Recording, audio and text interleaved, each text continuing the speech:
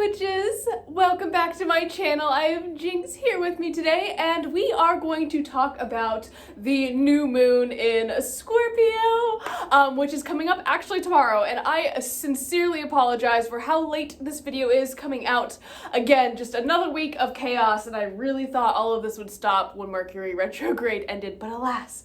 However, for the next 2 weeks, I actually have a lot of time off, so I have a lot of time to catch up and a lot of time to get ahead. And I'm super excited. I also have some very exciting projects that I am working on and I can't wait to tell you guys about, but I can't quite tell you about right now, so stay tuned for that. So for the next couple days leading up to Samhain, stay tuned for lots of witchcraft videos, and again, thank you guys so much for your patience as I manage the chaos that is my life, and I appreciate your flexibility.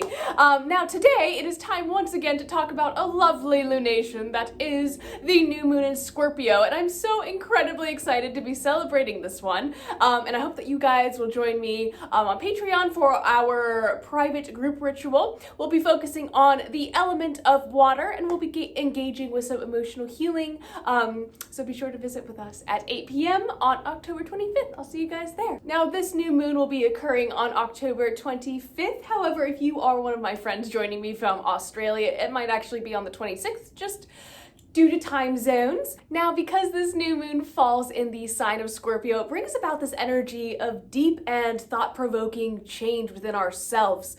Maybe through some inner reflection, since Lunasa and Meben, you have maybe looked back on the past year, done some inner reflection, maybe you're now feeling inspired once more to focus on yourself and your inner journey. For now is the time to kind of begin this work, and we can continue it together throughout the winter. Now, during this new moon, we will also be experiencing a solar eclipse. And this one, because it is in Scorpio, is kind of said to, quote, usher in a fresh start, speed up timelines, and deliver fated events. And I really feel like this moon is asking us to be real with ourselves and look our shadows in the face. This moon is also about change. We are certainly getting into the colder months. I know I've had to really be bundled up. And around this time is when a lot of witches start to look inward and focus on shadow work. I know I talked about some of my experiences last week, so hopefully that was helpful to you guys. But this moon really is about change. Scorpio is one of those signs that is all about change and transformation, and it reminds us that this change comes one way or another, whether we desire it or not.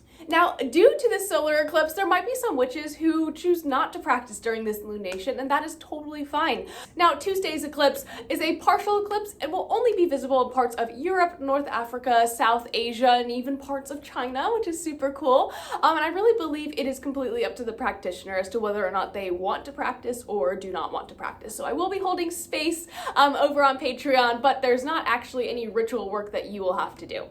So enough of me rambling about moons and energies. Let's talk about some of the practical ways that you can celebrate this new moon as a witch. Now, again, some of the major themes of this lunation include transformation and death, perhaps of the old self, inner work, inner knowledge, strength, divination, shadow work, similar themes to Samhain and this darker half of the year. You might also choose to, again, focus on these themes of change, personal development, as well as kind of this emotional work. Remember, Scorpio is a sign of water. It is a sign of emotions, even though Scorpios don't necessarily like to admit it, but they do have them.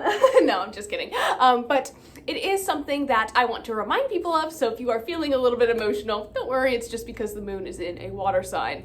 Some colors associated with this new moon include silver, black, white, purple, red, or other iridescent colors, maybe colors that shift in different lights. I really love using color, especially if you are a practitioner who can't openly practice. You can still wear these colors in order to celebrate this new moon, so I encourage you to do so, but you can also use these colors to decorate your sacred space if you so choose. Some other symbols that I would associate with this specific new moon include sun imagery for that solar eclipse, scorpions, shadows, skulls, the death card, and tarot, anything really associated with Scorpio. I would also say the element of water would be very important to this, this new moon.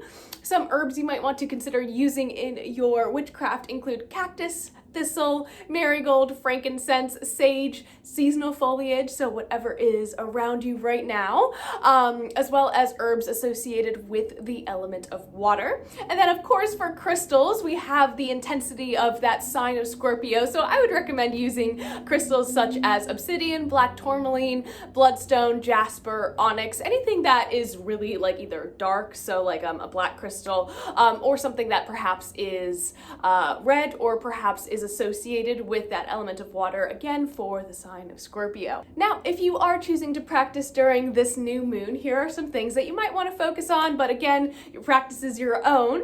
But I would recommend focusing on, of course, cleansing your space of negative energy, especially ahead of Samhain if you are celebrating, embracing a season of change or making space for change in your life. Oftentimes I find that when I'm resistant to change, it just makes everything so much harder. So if I embrace it and kind of accept the things that I cannot control, I find that transition just is a little bit smoother. So hopefully that can help you too. You might want to focus on doing some inner power work or some empowerment work, maybe writing some positive affirmations about yourself or just doing something that boosts your self-confidence. This is also a really great time to begin your shadow work if that is something that you are interested in exploring in the darker half of the year ahead, in the winter ahead, because it is a new moon. It's a great time to start things. So just a suggestion. Now, with that same sort of thought process, you may also want to be setting intentions for the witch's new year ahead, again, Samhain, if that is something that you observe. This is a great time to do a ritual bath or cleansing shower in order to really connect with that element of water, that element of Scorpio. And then, of course, the final thing that I always recommend, especially if you are somebody who is not really open to practicing during a solar eclipse, is simply to rest, because that in itself is a divine act. So those are some suggestions that I have for this new moon in Scorpio. Thank you so much for joining me. And again, I am finally in a place where I feel like I have these next kind of 2 weeks free. So I'm super excited. I'm super excited to talk more about Samhain, and I will see you guys tomorrow.